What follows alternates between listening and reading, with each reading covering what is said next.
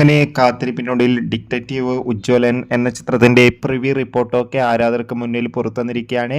ആ ഒരു അപ്ഡേഷനാണ് ഇന്നൊരു വീഡിയോ ഭാഗത്ത്. വീഡിയോയിൽ മുൻപ് വീഡിയോ ലൈക്ക് ചെയ്യുക, ചാനൽ സബ്സ്ക്രൈബ് ചെയ്യുക. മെയ് മാസം അങ്ങോട്ട് ധാരാളം ചിത്രങ്ങൾ OTT റിലീസ് ചെയ്യും. നമ്മുടെ ചാനൽ ഭാഗം പരിശോധിച്ചാൽ ആ വീഡിയോയ്ക്ക് നിങ്ങൾക്ക് കാണാൻ വേണ്ടി സാധിക്കുന്നതായിരിക്കും.